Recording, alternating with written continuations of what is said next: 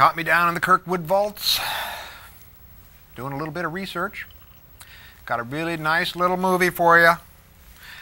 1959. Seems like a popular year for a lot of very interesting films. Teenagers from Outer Space, Teenage Zombies, 1959. Also for the film we're showing you tonight, Missile to the Moon. Missile to the Moon, yeah. I guess that's how you'd get there, right? This is a remake of Catwomen of the Moon that was made earlier. And this is directed by that, remember that film we showed a while back, Giant from the Unknown? Remember that guy? Sort of a golem-like guy walking around that they threw rocks at and stuff like that. Directed by Richard Cunha, the great Hawaiian filmmaker who started out as a cinematographer and became a director. Well, we're lucky for that. Missile to the Moon. This film stars Richard Travis, Kathy Downs, and Michael Whalen. Now, Michael Whalen plays this guy who builds this spaceship along with Travis, and Kathy Downs sort of comes in. Remember Kathy Downs? Remember the My Darling Clementine she was in, and she was in The Amazing Colossal Man and things like that. Beast from 10,000 Fathoms, or Leagues. Okay, the measurements always get me. Okay, Michael Whalen was in that too. They build this spaceship that is going to go to the moon. Now, they don't go alone. As a matter of fact, they kind of go in a kind of a unplanned manner.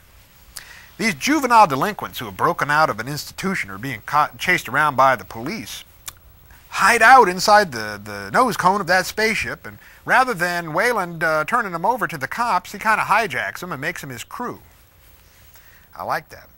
No better crew than a bunch of juvenile delinquents, right? Somebody you can rely upon, somebody that you can, well, put your life in their hands. I'd do it any day. Sure. Now, this film, if you've seen Catwomen of the Moon, deals with this underworld culture on the moon of all women, led by the Lido. Lido, whoa, ho, ho. I like that song, Lido. Now, I don't know if they got the name, the name of that song from that. That character, Lido, is this head woman, okay, who they communicate telepathically. And Wayland somehow has got this hookup with Lido already before they even get to the moon, and Lido's blind. Now Wayland, can't tell you too much about what happens to Wayland, but some things get kind of screwed up there. Living up on the surface of the moon are these big rock men.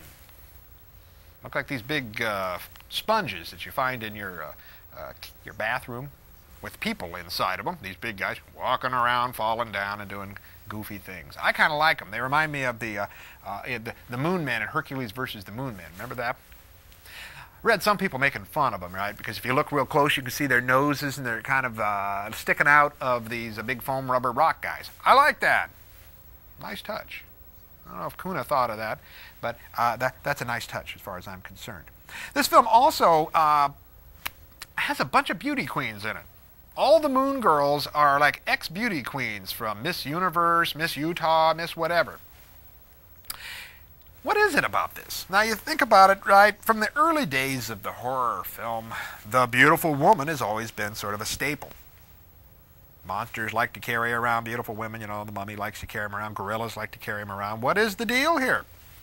And what is the deal here in the 50s particularly? We see a lot of beauty queens being introduced into these exploitation films. I think it makes sense, and I'd just like you to think a little bit about it too, about the connection between the exploitation of beauty and being employed in these rather, well, sometimes unattractive films. I think that's kind of a nice mix, if you ask me. The film was shot by a guy named Meredith Nicholson, who also worked for Cunha on Frankenstein's Daughter. Boy, I wish we had a copy of that. And also worked with Edgar Ulmer on American Transparent Man. Huh.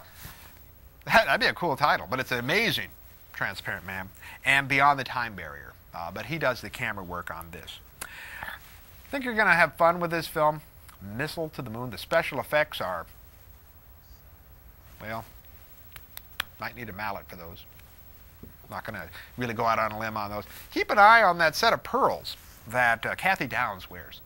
They seem to ever present, these set of pearls. It's kind of interesting to see those things go around. The guy who wrote this film, Vincent Fortin, or Fortre, was a guy who also went on to work with Mario Bava, did Baron Blood for him. So there are some good talents working in here in this film. Of course, Cunha, great Hawaiian filmmaker, can't go wrong with that. Missile to the Moon. Why don't we watch it? 1959. Roll 'em, Smokey. Watch out for those juvenile delinquents. They might be manning a ship near you. Let's go.